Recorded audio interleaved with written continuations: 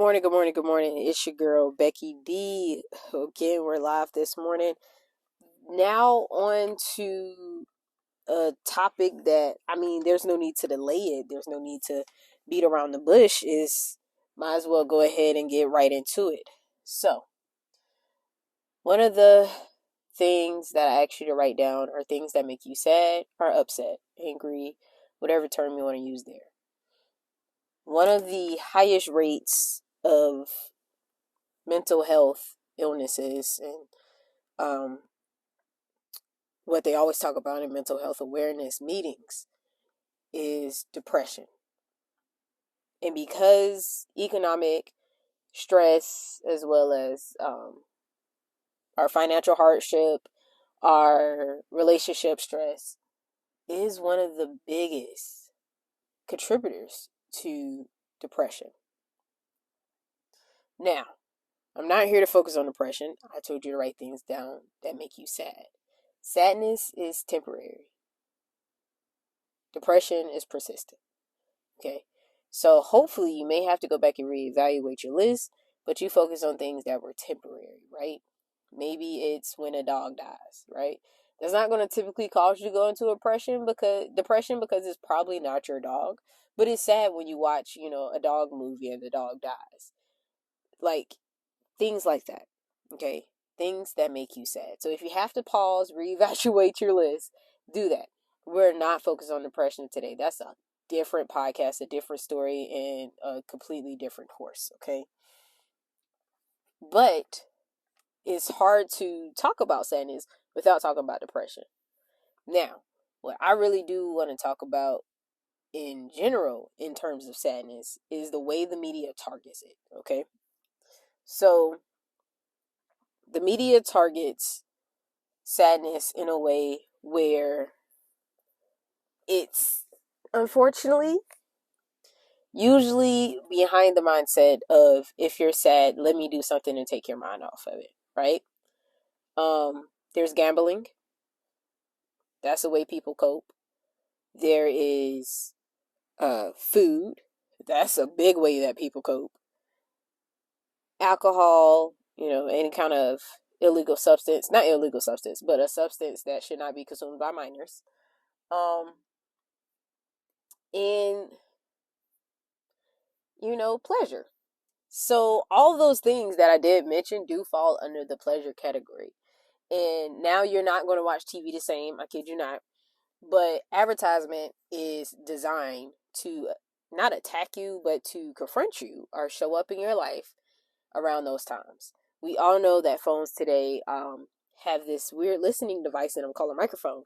And it's kind of tracking and monitoring the things that you look up and you're watching and stuff like that to gear and gauge what you want to see on your feed when you get into Facebook or a Google ad, right?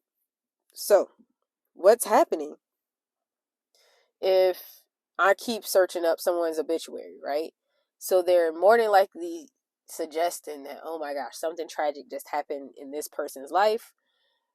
Let's only give them, like positive things. And you may see like a random ad on YouTube for end of life benefits, right? Like life insurance. So it's all coming together, right? Sad occasion, you're in your feelings, you're more than likely thinking about, I don't have anything left behind for my kids or my loved ones.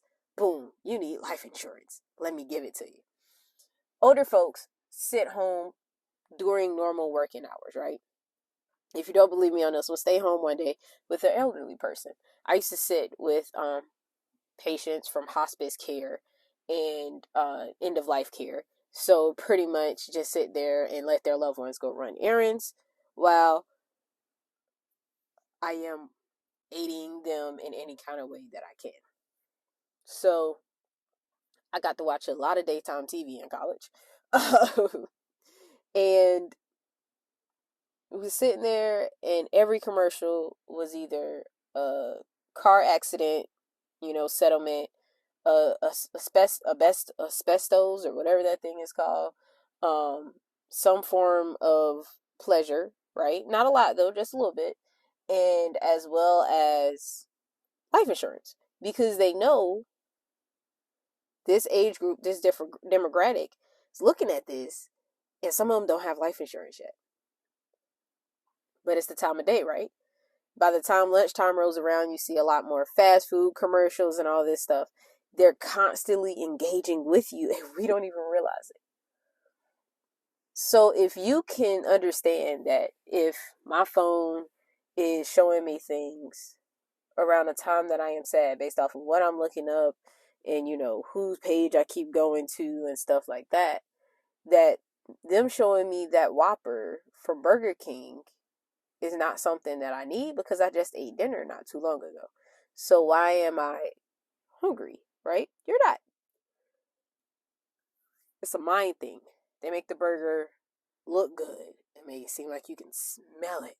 But then you get to the drive-thru and sometimes you get a good cook and sometimes you don't. So it's either gonna wow you and like, oh, it was so worth it, or it's gonna make you feel sad even more because it was not what you thought it was. See what I'm saying? Even for happiness, there's things to play on that. But I don't want to get ahead of myself. I want to save that, okay? So if you can acknowledge the things that make you sad, you're aware of them. You're able to cope a little bit better. You're able to do different things, right? Excessive workout can be a negative thing too. If you're just excessively working out your body and you're not doing anything to help recover, okay? Now, personal story on sadness. And sadness is not going to be long because, it's sad, right? But I had to be bedridden several times now in my life, but the first time it was a hard adjustment. And I felt like I probably told this story before, but having to stop as a person who's constantly on the go is heartbreaking, frustrating, and very, very annoying. And as somebody who was working several jobs, in school, killing the thing, planning a spring break trip, it hurt me to the core that I had to lay in bed and do nothing. And I kid you not, I wouldn't be where I'm at today if I didn't start the process of acknowledging what was making me sad. So I'm a workaholic, and I'm sad when I cannot work. I'm sad when I cannot move because that lets me know that the disease in my body is not going to win because I'm constantly moving. I'm constantly doing. And several times in my life now, my body has said, we get it, but we need you to stop. And, it's a love-hate relationship. We're still working through some things. Blase, blase, blase. So it's my job, it's my responsibility to acknowledge that sadness, but know that my body is getting the help and the rest that it needs. And that the constant movement in my condition actually can worsen it the same amount that it can help it. And there's some things in your life like that where, financially it's balling, right? But physically and health-wise, it is draining, and the amount of doctors that I've had to see and the hospitalizations and everything is actually money taken out of my pocket versus money being put into my pocket, if you understand what I'm saying. All right. So know those triggers. Know what makes you sad. Be comfortable knowing what makes you sad, okay? I have come to terms that if I'm not working for X amount of days, right? I can have a day off. Just to sleep, probably get some shopping done.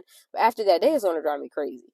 So then I have to find time or ways to fill my time so I don't feel as though as I'm useless or any other things like that. And also know the thin line between depression as well as sadness. So that way that mental health is gelled together and we're ready to move on to the next step. Okay? So, revisit your sadness list. See if there's anything on there that is clearly depression, or, your anger one, because it can spiral from depression. And then find the triggers. That's what you want to do. And then find ways to cope with it and to deal with it in a healthy state of mind. And that's beneficial. If you need some ways, just got to tune in and keep coming back, okay? Because that's what I'm going to give you. My name is Becky D with Becky D in the Morning. I'll be talking with you all tomorrow morning on a happier note, all right? We get into happiness. I'll see you then.